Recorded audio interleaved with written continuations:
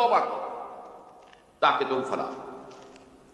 یہ گویا کہ اجتماعی توبہ کا جو میں نے آپ کے سامنے اصطلاح بیان کی ہے، یہ اس کا نقشہ ہے۔ اور ایک اور آیت جو میں نے آپ کو سنائی سورہ زمر کی آیت نمبر 53،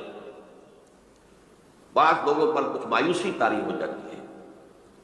ہم اتنے عرصے سے گناہ کرتے چلے آ رہے ہیں، کیسے معافی ہو، کیسے ممکن ہے، کیسے چھٹکارا ملے گا؟ ایسے لوگوں کے لیے ان کے اطمینان کے لیے، ان کی دلجوئی کے لیے، ان کی تسلی کے لیے یہ آیت عظیم ترین آیات میں سے قرآن مجید ہے۔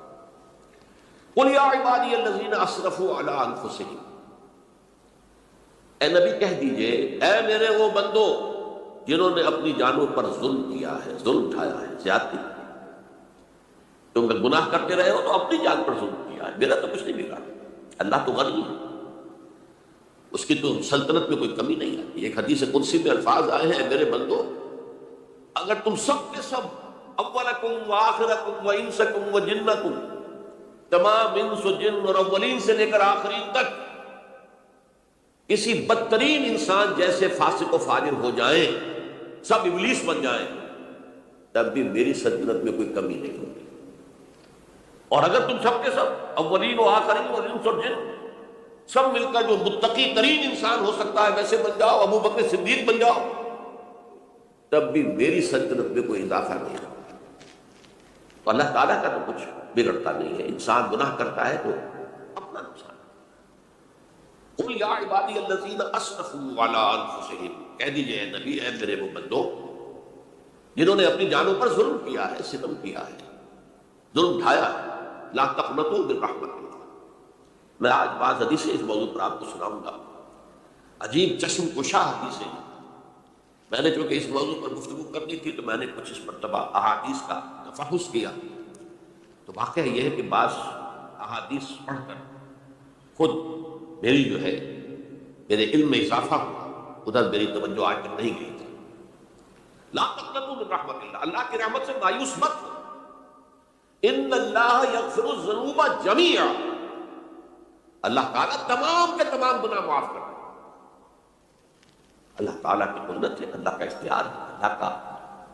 فیصلہ ہے، لہذا مایوس کو کس طرح۔ احادیث تو میں بعد میں آپ کو سناؤں گا، اس سے پہلے اس کا فلسفہ سمجھ لیجیے اصل میں کیا ہے۔ دیکھیے، ایک ہے طبیعی اعمال، فزیکل، ان کا ہم دنیا میں اصول یہ دیکھتے ہیں کہ اس کے نتائج لازم اور ان سے چھٹکارا نہیں مل سکتا۔ آپ نے سنکھیا کھایا تو مریں گے، چائے کھانے کے بعد آپ نے خودکشی کا ارادہ کیا، سنکھیا کھا لیا، اب چاہے آپ پر ندامت ہو، پشیمانی ہو، پریشانی ہو، توبہ کریں، آپ کو بچنے کا کوئی سوال نہیں، مرنے کا۔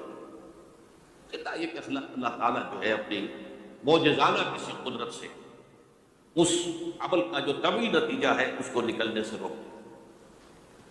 آگ کی فطرت ہے کہ وہ جلاتی ہے، اللہ کے حکم کے تحت حضرت ابراہیم کو اس نے نہیں جلایا، یا نار کونی بردن وسلام علی ابراہیم۔ لیکن یہ ہمیشہ نہیں ہوتا، یہ تو ایک دفعہ ہو گیا بس، اللہ جب چاہے اب بھی کر سکتا ہے، لیکن یہ روز روز نہیں ہوتا۔ روز روز جو بھی فزیکل لاز ہیں وہ چل رہے ہیں، اگر وہ نہ چلے تو کوئی سائنس پاسبل ہی نہ ہو، کوئی ٹیکنالوجی ممکن ہی نہ ہو۔ یہ تو ان فزیکل کیمیکل لاز جو ہیں ان کا دوام ہے، جس کی وجہ سے یہ ساری سائنس اور ٹیکنالوجی اب کہاں سے کہاں پہنچ رہی ہے کہ عروج آدم خاکی سے انجم سے ہمیں جاتے ہیں کہ یہ ٹوٹا ہوا تارا کہیں وہی کامل نہ بن جائے۔ تو یہ توبہ جو ہے فزیکل اعمال میں مفید نہیں ہے، چاہے آپ پر یہ احساس میں کیا کر بیٹھا، کیا میں نے کیا، کیوں میں نے کھا لیا، یہ سن کیا، تو توبہ سے بچ۔ جو اخلاقی اعمال ہے ان کا قانون یہ نہیں ہے، اخلاقی اعمال کے نتائج ختم ہو جاتے ہیں توبہ سے۔ یہ ایک بہت بڑا ایسا نہیں ہے کہ کسی گناہ سے انسان کی فطرت میں کوئی ایسی مستقل کجی واقع ہو جائے کہ جس کی اصلاح کی کوئی صورت ہی نہ ہو۔ یہ نہیں، بڑے سے بڑے توبہ کرو، خلوص دل سے کرو، جو اس کے اصول ہیں، جو اس کے قواعد ہیں، جو اس کے ضوابط ہیں، جو اس کی شرائط ہیں، ان کو پورا کرو۔ تو بڑے سے بڑے اعمال، برے سے برے اعمال، میں حدیثیں آج آپ کو سناؤں گا، حیران، کیونکہ عام طور پر یہی ہوتا ہے کہ مواعظ میں چونکہ لوگوں کو اصلاح کی ترغیب دلانی ہوتی ہے، تو وہ جو انذار کا پہلو ہے اسے زیادہ نمایاں کیا ہے اللہ کی طرف سے۔ شدید ذو انتقام، اللہ انتقام دینا، اللہ سزا دینا۔ لیکن یہ دوسرا پہلو جو ہے وہ بھی اپنی جگہ پر بہت اہمیت کا ہے کہ طبیعی اعمال کے نتائج اور عواقب اور اخلاقی اعمال کے نتائج و عواقب یہ ایک جیسے نہیں ہیں۔ اب اس معاملے میں تاریخ مذاہب عالم میں جو بہت بڑی غلطی ہوئی، بہت بڑی غلطی، تورات میں حضرت آدم اور حوا علیہ السلام سے جو غلطی اور خطا ہو گئی تھی، آپ اندازہ کیجئے کیا مقام اللہ نے عطا کیا تھا، سارے فرشتوں کو ان کے سامنے سجدہ کروا دیا تھا، اور ایک ہی حکم تو دیا تھا نا کہ اس درخت کے قریب نہ جانا، اور تو ابھی کوئی شریعت نہیں تھی، کوئی لمبے چوڑے احکام نہیں تھے، کھاؤ جہاں سے چاہو، اس ایک درخت کے پیچھے بات نہ ہے فَلَا تَقْرَبَا هَٰذِهِ الشَّجَرَةَ فَتَكُونَا مِنَ الظَّالِمِينَ۔ اور وہی کام بیٹھے حضرت آدم اور حضرت حوا علیہ السلام،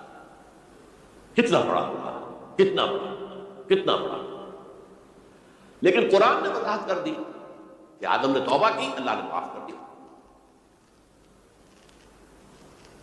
اللہ تعالیٰ سے کلمات سیکھے،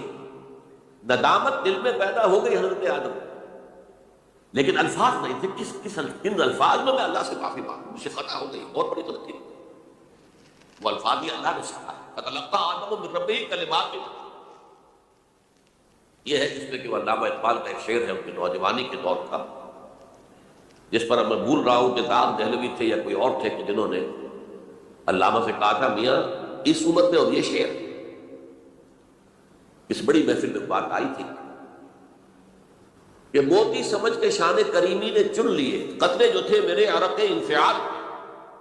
انفعال کہتے ہیں عربی میں پشیمانی، شرمندگی، اور عام طور پر جب کسی انسان پر پشیمانی اور شرمندگی طاری ہوتی ہے تو پیشانی جو ہے اس پر کچھ پسینہ سے آتا ہے،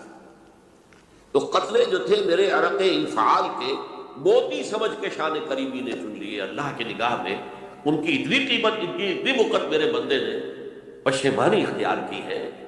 اپنے اس غلط کام کے اوپر اسے رنج اور افسوس ہو رہا ہے، تو اللہ کی نگاہ میں اس کی یہ عظمت ہے، یہ قدرت ہے۔ تو اللہ تعالیٰ نے جب حضرت آدم کے دل میں وہ پشیمانی پیدا ہو گئی تو الفاظ نہیں تھے، کن الفاظ میں؟ ہم کہتے ہیں نا کہ مجھے سمجھ نہیں آ رہا کہ میں کس منہ سے آپ سے بات کروں، میری یہ حیثیت نہیں ہے، میں کن الفاظ میں اپنی جو ہے خطا کا اعتراف کروں، تو اللہ نے وہ کلمات خود سکھا دی، فَتَلَقَّىٰ آدَمُ مِن رَبِّهِ كَلِمَاتٍ فَتَابَ عَلَيْهِ إِنَّهُ هُوَ التَّوَّابُ الرَّحِيمُ۔ یہ چیز کہیں تورات جب دوبارہ مرتب ہوئی ہے تو وہ نکل گئی، اس میں رہ گئی، باقی اس میں شامل نہیں۔ یہ تاریخی اعتبار سے جان لیجئے، تورات جو ہے وہ آج سے 2500 بلکہ 2600 برس قبل سے دنیا سے غائب ہے۔ یہ تورات کا جو نسخہ تھا یروشلم میں 587 قبل مسیح میں جب نبوکدنضر نے، شاید آج کل آپ دیکھ رہے ہوں کہ عراق کی جنگ میں عراق کے جو خاص ڈویژنز ہیں عراقیوں کے ریپبلکن گارڈز کے، ان میں سے ایک کا نام جو ہے وہ نبوکدنضر ڈویژن ہے، ایک کا حمورابی ڈویژن ہے۔ حمورابی جو ہے عراق کا بہت پرانا بادشاہ تھا اور تاریخ انسانی میں سب سے پہلا قانون اس نے بنایا۔ حمورابی یہ بہت پرانی تہذیب ہے، دنیا کی غالباً سب سے زیادہ اینشنٹ تہذیب جو ہے وہ عراق کی ہے، حضرت ابراہیم یہی پیدا ہوئے شہر ارد۔ تو نبوکدنضر نے جب تباہ کیا تھا یروشلم کو، 6 لاکھ آدمیوں کو قتل کیا اور 6 لاکھ کو قیدی بنا کر لے گیا بیبیلونیا، بابل کا لفظ بھی آج کل آ رہا ہے۔ کسی زمانے میں وہ عظیم شہر تھا دنیا کا، وہ معمولی سا شہر رہ گیا، نئے شہر بڑھ گئے۔ تو اس وقت سے اس نے جب یروشلم میں جو ہیکل سلیمانی حضرت سلیمان کی بنائی ہوئی مسجد تھی اس کو جب گرایا، اس کے بعد سے وہیں پر وہ نسخہ رکھا ہوا تھا تورات کا، پھر دنیا میں وہ نسخہ اب نہیں ہے۔ یہودیوں کا کہنا ہے کہ موجود ہے مسجد اقصی کے نیچے، وہ جب اس نے گرایا تھا